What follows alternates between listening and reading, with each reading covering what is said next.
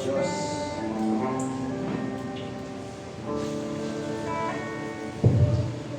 O Diyos, tunay nga po na ang iyong pag-ibig ay dakila at walang hanggan. Nagpapasalamat po kami, Panginoon, sa umagang ito na sa aming pagpupuri at pagsamba sa iyo ay naranasan namin ang iyong presensya.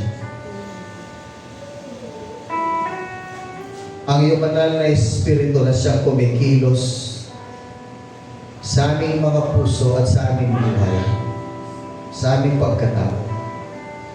Salamat po, O Diyos, ngayong umaga na kung saan kami po ay iyong tinipon upang sama-sama na magpupuri at sasamba sa iyo. Matuto mula sa iyong mga salita na nagtataglay ng katagumpayan sa aming buhay kung ito po'y aming susundin. Tunay nga po, Panginoon, na bilang isang ama ay hindi po madali. Sapagkat napakarami naming mga challenges na kinakaharap sa aming buhay. Maaaring iba ang panahon ni Noah, iba rin ang panahon namin ngayon. Iba ang aming sitwasyon ngayon, Panginoon.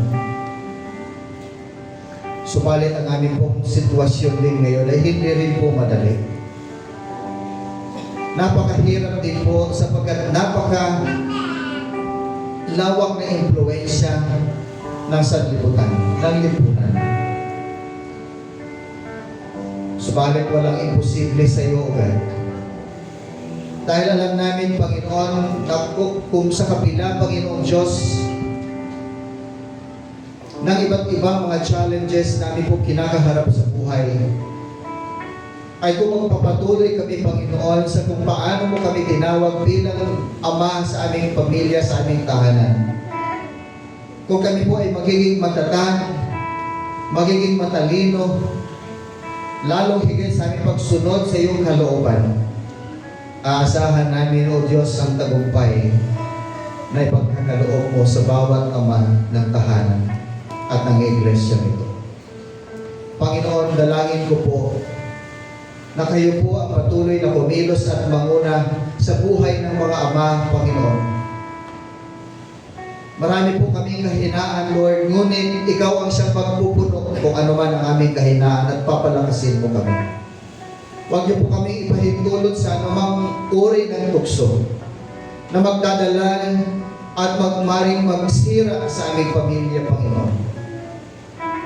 Bagkus, Lord, lukuban mo kami ng iyong banal na Espiritu. Patuloy kami magpapasakop sa iyong kalooban. Tulungan mo po ang bawat ama ng bawat tahanan, ng bawat pamilya, Lord, na maging matatag, na maging malakas, at higit sa lahat, maging tapat, Panginoon, sa aming pananampalataya sa iyo. Maging tapat din po kami sa aming tungkulin sa kung paano mo kami tinawag at kung paano mo inilagay sa aming balikan ang bawat responsibilidad para sa aming pamilya. Dalangin ko po, Diyos, bigyan mo kami ng sapat na karunungan at katalinuhan.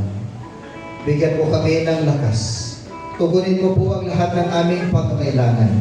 Hindi lamang po, Diyos, sa physical, hindi lamang sa material, hindi lamang emotional, hindi lamang po sa mental na aspeto, but higit sa lahat, sa spiritual na aspeto ng aming buhay. Upang sa gayon, Panginoon, ang aming pong pananampalataya ay maging matibay, maging matatag, at maging matapat kami sa aming pagsunod sa iyo. Maging tapat din po kami sa aming pamilya, sa aming asawa, at sa aming mga anak. Maraming salamat po, Diyos. Ganon din po, Panginoon, sa bawat isa na naririto. Hinihiling ko po, Panginoon, ang iyong masaganang biyaya at pagpapala at siyang igawad mo sa bawat isa sa amin.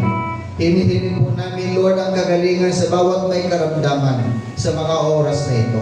Lord, continue to minister to your people. Heal them, Lord. Heal all the people who are sick right now. And be with them, Lord God. Extend your hands, be upon them, Lord, at this very moment. And we ask for your complete healing, be upon them, Lord. And we also, Lord, pray for your provision sa lahat, sa bawat isa sa amin, Panginoon. Hindi mo kami pagkukulangin sapagkat ikaw ay Diyos na mabuti at tapat sa lahat ng aming pangailangan. Ikaw po ang siyang tutugon, Panginoon. Ingatan niyo po kami lahat at ilayo sa anumang uri ng kapahamakan. Pagpalain niyo po, Diyos, ang bawat naghahanap buhay, bawat nagtatrabaho. Lord, pinatunayan na po ng bawat isa sa amin, Panginoon, ang pagiging tapat sa iyo, Lord God. Pinatunayan mo rin sa amin kung gaano ka kabuti, kung gaano ka katapat sa aming buhay. Minsan, hindi po kami nagiging tapat sa iyo, but you are still faithful in our lives. You are good and you are faithful, Lord God. Salamat po, Panginoon. Purihin ka, sambahin ka, luwalhalihin ka. Mga anak ng Diyos, sumayin nawa ang pagpapala ng Diyos Ama at ng Anak at ng patnubay ng banal na Espiritu ay sumayin niyo nawa simula ngayon, magpakailanman.